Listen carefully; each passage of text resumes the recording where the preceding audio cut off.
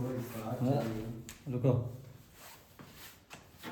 जय हिंद दोस्तों, आज के नए वीडियो लेक्चर में मैं आपका अपना इंग्लिश टीचर सुधीर निषाद आज नए क्वेश्चन के लिए नए कॉन्सेप्ट के साथ आज एक नया वीडियो लेकर के आ रहा हूं। केवल और केवल मुश्किल से 5 मिनट का।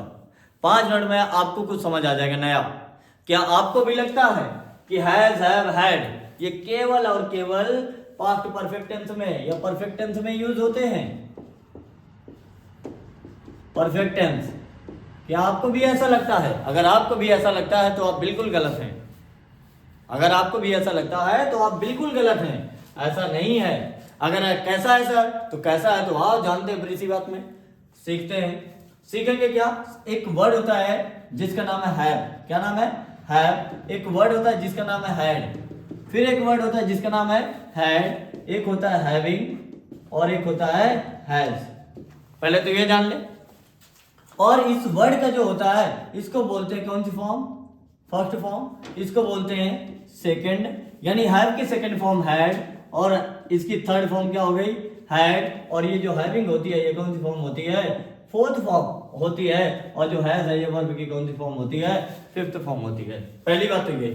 दूसरी बात एक और बड़ी प्यारी बात है और कमाल की बात है, बहुत से लोगों को नहीं पता। तो पता क्या नहीं है तो इसमें एक वर्ड जाने कि इसका मतलब क्या क्या होता है। पहला तो इनका मतलब यह भी होता है किसी चीज को रखना या किसी के पास होना।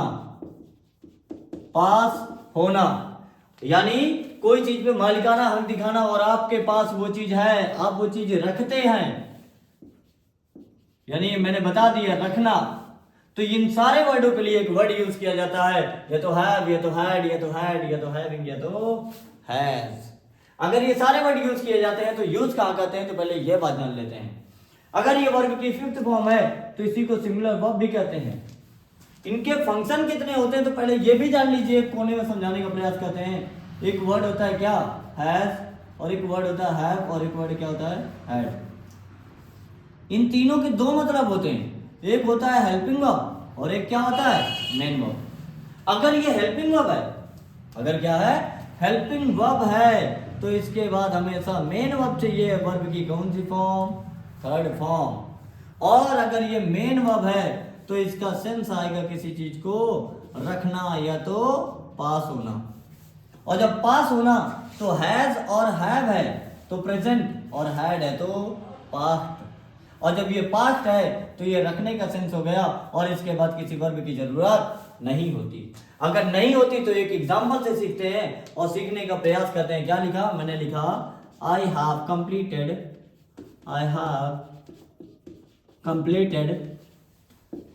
My work. I have completed my work. तो यहां पे देखिए क्या लिखा है? हैव। और ये हैव क्या लिखा है? हैव के तुरंत बाद लिखा है कंप्लीटेड।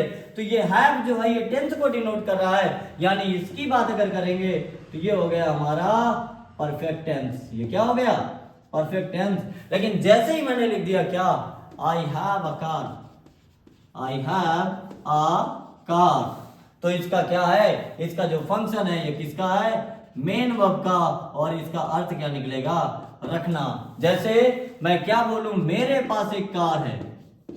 मेरे पास एक कार है। या इसी का मैं एक कार रखता हूं। मैं एक कार रखता हूं। अगर इन दोनों को बनाना है तो मैंने क्या कहा? जब आप ओनरशिप दिखाते हैं, आपके पास कोई चीज है, रखने का सेंस आता है, तब आप एक वर्ड यूज करते हैं, या तो हैव, या तो हैड, या तो हैज। तो इसमें क्या देखिए, अगर मेरे पास एक कार है तो हम इसको दोनों का एग्जांपल क्या होता है? आई हैव अ कार। मैं इसी को अगर बोल दूं मैं एक कार रखता था, क्या बोल दूं? मैं एक कार रखता था।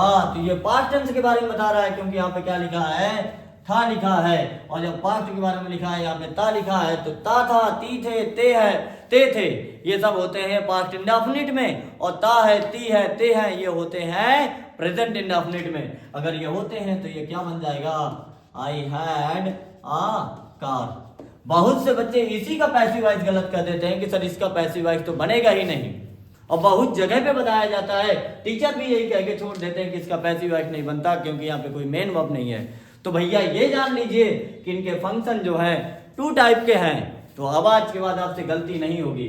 अगर कोई आपसे कह दे तो आप क्या देखें, जैसे मैं कह दूं सर इसका पैसिव वॉइस बताइए, आई हैव अ कार, तो क्या बनेगा, कार मेरे पास है, तो इसको बना देंगे a car is had by me, क्योंकि यहाँ पे जो हैड है ये वर्ब की कौन सी फॉर्म है, 3rd फॉर्म। तो थैंक यू सो मच।